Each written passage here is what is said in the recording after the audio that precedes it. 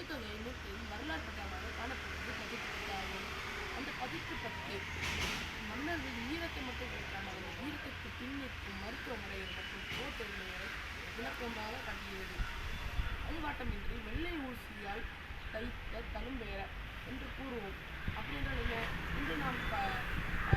இன்று இக்காலத்தில் நாம் அழைக்கப்படும் சூழ்ச்சியின் என்னும் மிக அறிவியல் சிகிச்சை மருத்துவ முறை அக்காலத்திலே சங்க தமிழர்களால் போர்க்காலத்தில் பயன்படுத்தப்படுகிறது.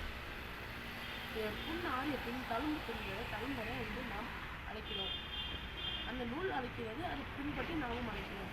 வழிபாட்டமின்றி இரும்பை உருக்கி பிடிக்காத வாழ்க்கை செய்யும் முறையை இந்த நூல் காட்டுகிறது. அடுத்ததாக கப்பல் பெருகிட்டிய செங்குட்டுவன் என்று அழைக்கிறதற்கு காரணம் அவர்களில் அந்த அரசரின் மிக வலிமையான கடற்படை ஆகும். சேர நாட்டில் மண்வளம் மலைவளம் அப்புறம் எலிஃபண்ட் எத்தாலஜி பற்றி படிப்பதற்கு இந்த நூல் மிக உதவியாக உள்ளது.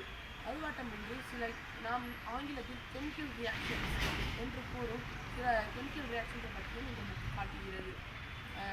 அடுத்ததாக என் நண்பர்களே, வெள்ளை ஊசிகள் புண்ணை தைப்பது வெறும் வெள்ளை ஊசிகள் புண்ணை தைப்பது இக்காலத்தில் நாம் பயன்படுத்தும் அறிவியல் மருத்துவ சிகிச்சையின் ஒரு முன்னோடி.